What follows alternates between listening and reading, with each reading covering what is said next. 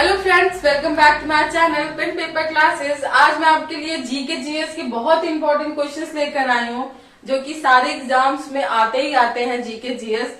तो चलिए वीडियो को स्टार्ट करते हैं। वीडियो स्टार्ट करने से पहले अगर आपने चैनल को सब्सक्राइब नहीं किया है तो प्लीज चैनल को सब्सक्राइब कर लें और बेल आइकन को जरूर प्रेस करें ताकि आगे आने वाली वीडियोस की आपको नोटिफिकेशन मिलती रहे।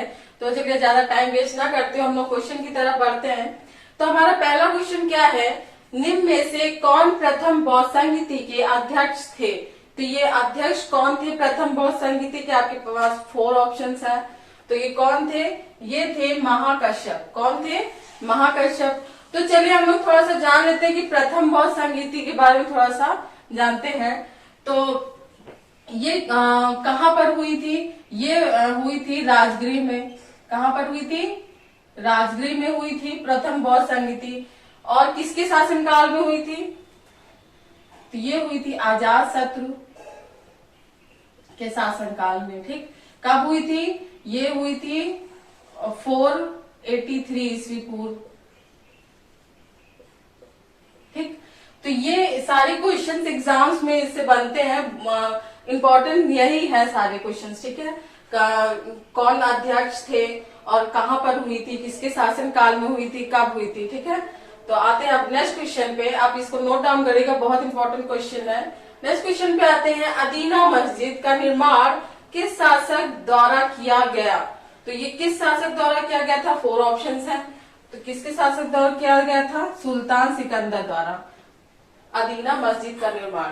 ठीक है, तो अच्छा ये बताइए कि अदीना मस्जिद कहाँ पर स्थित है? तो ये बंगाल में है। कहाँ पर है? बंगाल में। और अच्छा ये बताइए कि बंगाल में कहाँ पर है? तो ये है पांडुआ में। कहाँ पर? पांडुआ में। बंगाल में पांडुआ में है। चलिए नेक्स्ट क्वेश्चन पे आते हैं, अबुल हसन नामक चित्रकार किस शासक का दरबारी था? तो ये किस शासक का दरबारी था? अबुल हसन। ये था जहांगीर। जहांगीर का ये दरबारी था। ठीक है, अब आते हैं नेक्स्ट क्वेश्चन पे, भाषाई आधार पर गठित होने वाला प्रथम राज्य कौन सा है?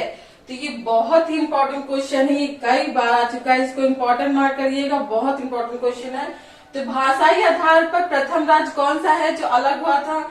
ये है आंध्र प्रदेश। तो आइए इसके बारे में हम थोड़ा सा बताते हैं आप लोग को। यहाँ पे आप लोग लिखिएगा कि आंध्र प्रदेश कब अलग हुआ था? ये हुआ था 1953 में। कब हुआ था? 1953 में अलग हुआ था। और आप बताते हैं, एक थे सामाजिक कार्यकर्ता थे जिनका नाम था पोट्टी श्री रामलू। ठीक, तो वो चाहते थे कि मद्रास से आंध्र प्रदेश को अलग कर दिया जाए, पर इसके लिए सरकार राजी नहीं थी आंध्र प्रदेश को अलग करने के लिए। तो उसके लिए इन्होंने आमरण अनशन किया था। तो अनशन कितने दिन तक चला था? 58 डेज तक चला था, जिसके पश्चात उनकी मृत्यु हो गई। और उसके बाद लोगों में बहुत ज्यादा विद्रोह बढ़ गया। फिर उसके बाद मजबूरन सरकार को मद्रास से आंध्र प्रदेश को अलग करना पड़ा। तो ये आप लोग बहुत इंपॉर्टेंट क्वेश्चन है। और कब अलग हुआ था? 1953 में। इसको नोट डाउन करिएगा आप सारे पॉइंट्स। ठीक है, तो इसका आंसर क्या हो गया? आंध्र प्रदेश। अब आते हैं नेक्स्ट क्वेश्चन पे। हमारा नेक्स्ट क्वेश्चन क्या है, दुर्गापुर इस्पात संयंत्र किस देश की सहायता से स्थापित हुआ? तो आपके पास 4 ऑप्शंस हैं। तो किस देश की सहायता से दुर्गापुर इस्पात संयंत्र स्थापित हुआ है? तो ये ब्रिटेन की सहायता से। किस देश की सहायता से? ब्रिटेन की सहायता से। तो आइए हम लोग जान लेते हैं कि कुछ और इस्पात के बारे में। तो एक है भिलाई संयंत्र है। तो ये कहाँ पर है? ये है छत्तीसगढ़ में। कहाँ पर है? छत्तीसगढ़ में। और एक है बोकारो। बोकारो है, ये है झारखंड में। ठीक है, और ये दोनों किसकी सहायता से स्थापित हुए? रूस की सहायता से। किसकी सहायता से? रूस की सहायता से। और एक उड़ीसा में है, उसका नाम क्या है, राउरकेला। राउरकेला इस्पात संयंत्र ये है उड़ीसा में। कहां पर है, उड़ीसा में। और ये किसकी, कौन से देश की सहायता से स्थापित हुआ है, तो ये हुआ है जर्मनी की सहायता से। ठीक है, ये सारे इंपॉर्टेंट बताए मैंने आप लोग को, जो कि एग्जाम में कई बार पूछे जा चुके हैं। ठीक है, तो इसको नोट डाउन करिएगा। और दुर्गापुर इस्पात, तो ये ब्रिटेन की सहायता से। ठीक है, इसका करेक्ट ऑप्शन हो गया डी। नेक्स्ट आते हैं, महाराजा रणजीत सिंह के उत्तराधिकारी कौन बने थे, तो ये कौन बने थे, 4 ऑप्शन है। खड़ग सिंह। कौन बने थे, खड़ग सिंह बने थे। 1893 में महाराजा रणजीत सिंह की मृत्यु हुई थी। उसके पश्चात फिर उसके बाद खड़ग सिंह को उत्तराधिकारी बनाया गया था। ठीक है, अब आते हैं नेक्स्ट क्वेश्चन पे।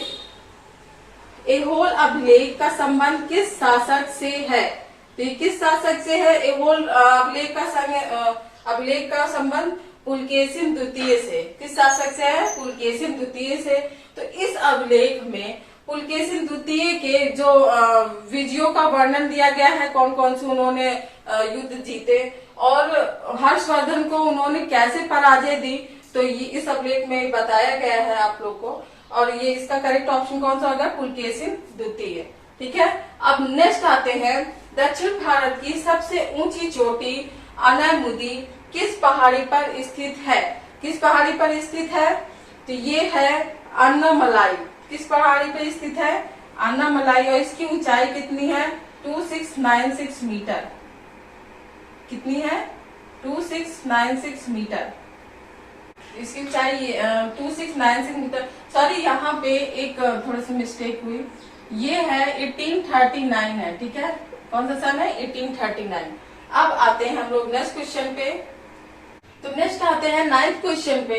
हमारा 9th क्वेश्चन क्या है, 2011 की जनगणना रिपोर्ट के अनुसार भारत का सर्वाधिक जनसंख्या घनत्व वाला राज्य कौन है। तो यहाँ पे जनसंख्या घनत्व की बात हो रही है। ठीक है, तो इसका करेक्ट ऑप्शन कौन सा होगा, ये होगा बिहार, जनसंख्या घनत्व। और अगर आपसे जनसंख्या पूछा जाए तो वो कौन सा होगा, उत्तर प्रदेश होगा। कौन सा होगा, उत्तर प्रदेश।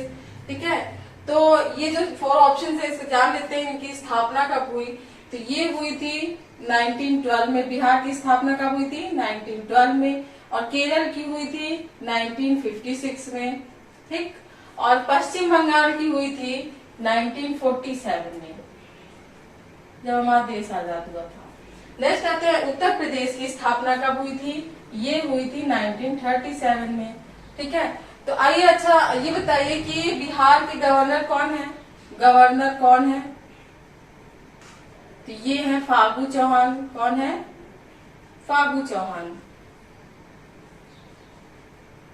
ठीक, अच्छा यहाँ के सीएम कौन है, ये है नीतीश कुमार।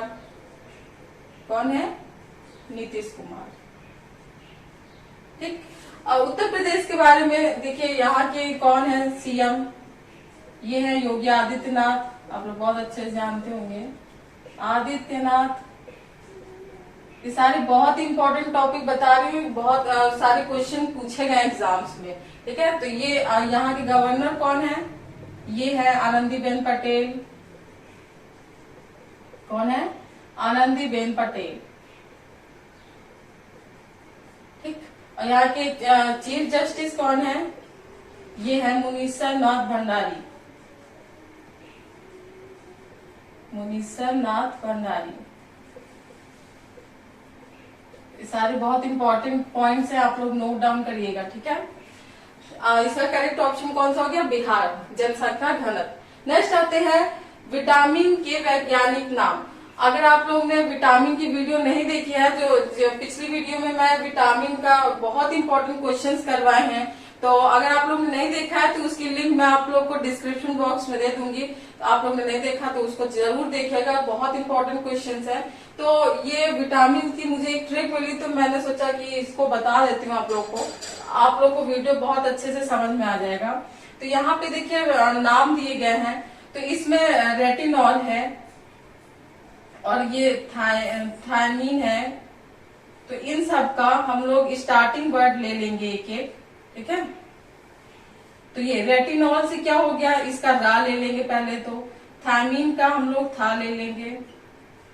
अस्कॉर्बिक एसिड का ले लेंगे ए, और कैल्सीफेरॉल का ले लेंगे का, और टोकोफेरॉल का ले लेंगे टा, और फिलोक्वेनोन का ले लेंगे